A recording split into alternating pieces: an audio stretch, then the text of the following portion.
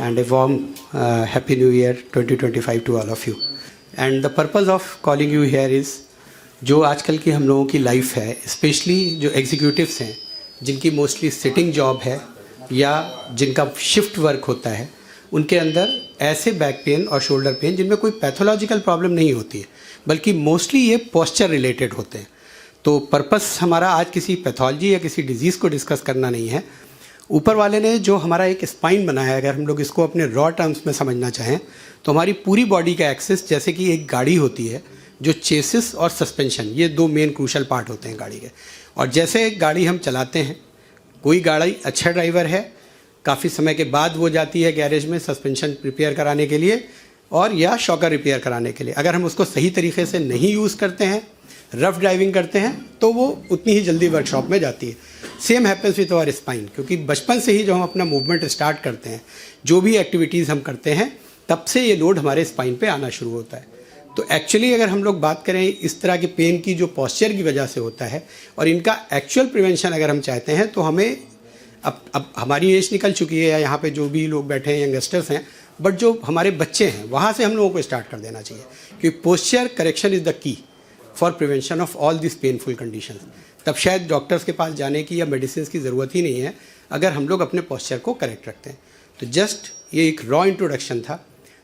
कुछ scientifically about spine doctor Priyanka will discuss, then we will.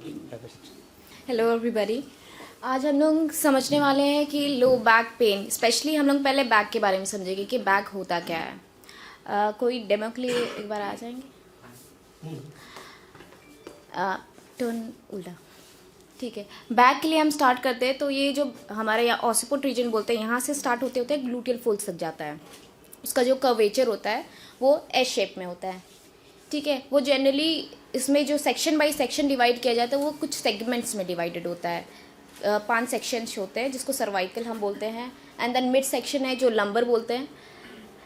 Mid section thoracic है. And then lumbar, sacral and coccyx. जो हमारा motive है, हम लोग जनरली इसके बारे में बात करेंगे, लोअर बैक पे, जिसको हम लोग लम्बैगो भी बोलते हैं.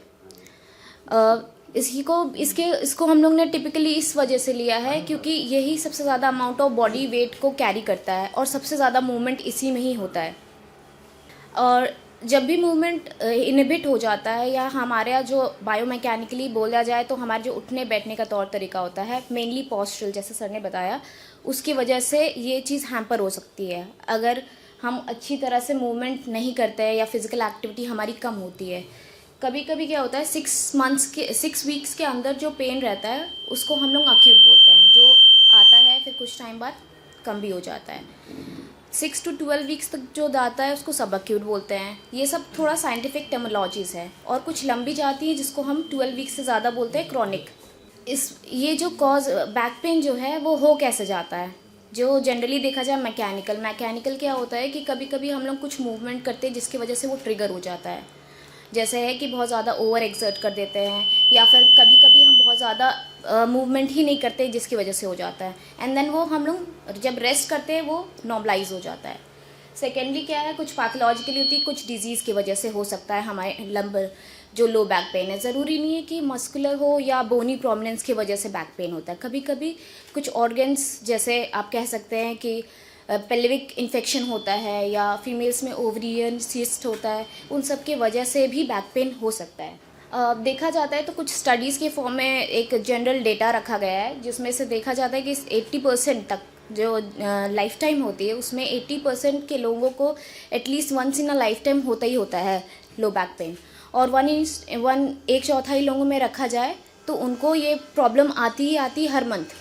और वो जो है वो 6 वीक्स के बाद वो दोबारा से रिकर कर जाता है. रिकर क्यों कर जाता है? क्योंकि मसल स्ट्रेंथन नहीं होती है. जब हमें प्रॉब्लम होती है हम तभी उस पर वर्क करते हैं, लेकिन हमें उसको पहले से ही ऐसे अपने एक्टिविटीज़ को ढालना है कि हमें वो प्रॉब्लम ही ना हो. ठीक है, कॉजेज़ क्या है, ये होता कैसे है. एक होता है कि जो कमर दर्द होती है वो कभी कभी मांसपेशियाँ खींचने की वजह से हो जाती हैं. हम लोग गलत तरीके से बैठते उठते हैं या वेट को लिफ्ट कर देते हैं, स्लाउच कर जाते हैं जिसको हम बोलते हैं, हंच कर जाते हैं जनरल बिहाफ पे, उसकी वजह से हो सकता है. कभी कभी जो कमर दर्द होता है वो सिर्फ कमर में ना रह करके पाँव में भी चला जाता है. कभी कभी आपके थाई एरियाज़ पे और नीचे एंकल तक जाता है. तो वो तब होता है जब आपके नर्व्स जो होते हैं वो इन्वॉल्व हो जाते हैं, जिसको हम नर्व रेडिकुलोपैथी बोलते हैं। सोमैटिक, जैसा भी हमने बताया कि कभी कभी जो होता है हमारे अंदर के जो ऑर्गन्स होते हैं उसके वजह से जो पेन पीछे की तरफ जाता है वो भी एक कॉज हो सकता है कि कमर दर्द हो रहा है हमें। एक और चीज़ है जैसे कि हमारा जो वेट गेन होता है, ओबेसिटी, या हमारे जो बेली फैट होता है वो बहुत ज़्यादा एक्सेस होता है, जिसकी वजह से अंदर से जो बैक की जो मांसपेशियाँ होती हैं वो आगे की तरफ खींच रही होती हैं। तो उसके वजह से बैक पे प्रेशर ज़्यादा पड़ने की वजह से जो हमारा वेट है वो प्रॉपर इक्वली डिस्ट्रीब्यूट नहीं हो पाता है दोनों लेग्स पे। प्रॉपर डिस्ट्रीब्यूशन नहीं होने की वजह से कमर के इस खासकर ये बैक रीजन पे आपके बहुत ज़्यादा स्ट्रेन पड़ता है, जो एक कॉज हो सकता है कि बैक पेन के लिए। ये एक डायग्राम समझाया है। तो जैसे मैंने अभी बताया था कि ऊपर का जो सेक्शन है उसको सर्वाइकल बोलते हैं, जो आपका नेक रीजन हो गया। बीच का जो है वो थोरैसिक हो गया, एंड जो कमर के नीचे का हिस्सा है जिसके बारे में हम अभी बात कर रहे हैं, लंबर है। अब बैक पेन क्यों व्हाट कॉजेज बैक पेन? अब बैक पेन कैसे कॉज हो सकता है? जो सबसे पहले देखा जाए तो स्पाइन ऑस्टियोआर्थराइटिस होता है। स्पाइन में क्या होता है कि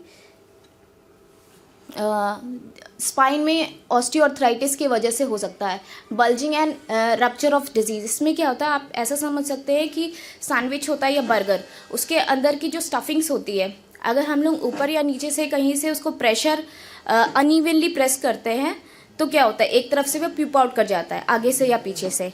सेम उसी तरह हमारी स्पाइन भी होती है, वर्टिब्रास बोलते हैं हम, ऊपर नीचे की जो लेयर्स होती हैं उसके बीच में एक डिस्क होता है।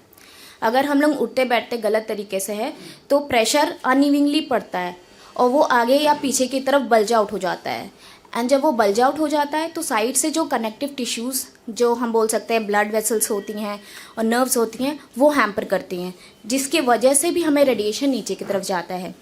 और फीमेल्स में या फिर जनरल भी यही देखा जाए 40s के बाद में क्या होता है, कैल्शियम की डेफिशिएंसी की वजह से होता है। ऑस्टियोपोरोसिस इज़ अ केस, जिसको बोलते हैं हड्डी बाहर से तो दिखने में ठीक है, अंदर से खोखली होने लगती है, जिसकी वजह से भी बैक पेन का कॉज हो सकता है और वो लीड करता है फ्रैक्चर में। स्ट्रेच फ्रैक्चर जिसको बोलते हैं, वर्टिब्रल स्ट्रेच फ्रैक्चर। कभी कभी सुना होगा कि पीछे की रीढ़ की हड्डी में टूट गया है, बहुत लोग ने, आप लोगों ने सुना होगा। शियाटिका, जैसे हमने बताया, जब वो नर्व दबने लगती है तो वो कहीं ना कहीं आपके पाँव में जाती है, कभी कभी थाई एरियाज़ पे जाती है, आगे की तरफ या पीछे की तरफ, जो एक नर्व रूट इम्पिंचमेंट जिसको हम बोलते हैं, नर्व रूट इन्वॉल्व हो जाता है, उसकी वजह से होता है। बैक पेन का और भी बहुत से कॉजेज़ है नॉन मैकेनिकल, जैसे कि जिसमें हम लोग बोन्स, हड्डियाँ, मांसपेशियों को छोड़ के जिसकी वजह से हो सकता है, दैट इज़ ऑर्गन्स हम ले सकते हैं। हैवी वेट को भी अगर हम लिफ्ट करते हैं ऑल ऑफ अ सडन तो क्या होता है, पीछे की तरफ जग पड़ता है। हम लोग इतना ज़्यादा अपने बैक मसल्स पे वर्क नहीं करते जितना उसको लोड देते हैं डे बाई डे। ट्रॉमा की वजह से हो सकता है, या तो हम गिर जाते हैं, रोड ट्रैफिक एक्सीडेंट्स में होते हैं, या तो कोई पुश पुल हो जाता है ऑल ऑफ अ सडन, चमक जिसको आप लोगों ने सुना होगा वो पड़ जाता है। पुअर सिटिंग पोस्चर जो कि 80% लोगों में होता है। हम लोग का जो उठने या बैठने का तौर तरीका है वो हम लोग कंटिन्यूस बिहाफ पे सबकॉन्शियसली नहीं सोचते हैं। जब हम लोग इंडल्ज हो जाते हैं कोई वर्क प्लेस पे तो उस पर वो एक मेजर कॉज है। बहुत देर तक हम लोग का क्या होता है, ऐसे ही स्ट्रक्चर ही बना हुआ है कि हमें आगे की तरफ ज़्यादातर देखना होता है। अगर हम लोग कोई स्क्रीन चला रहे हो या जनरली कुछ से बात कर रहे हो तो फॉरवर्ड कब हमारा हेड से हम शोल्डर बेंड करने लगते हैं हमें पता नहीं चल पाता है। तो that is also the one of the main causes. Degenerative, जैसे मैंने बताया कि सैंडविच वाला एग्जाम्पल, कि जो ऊपर नहीं है, अलग गलत तरीके से उठने या बैठने के वजह से जो नर्व में प्रेशर पड़ता है जब डिस्क्स बाहर आ जाती हैं उसकी वजह से।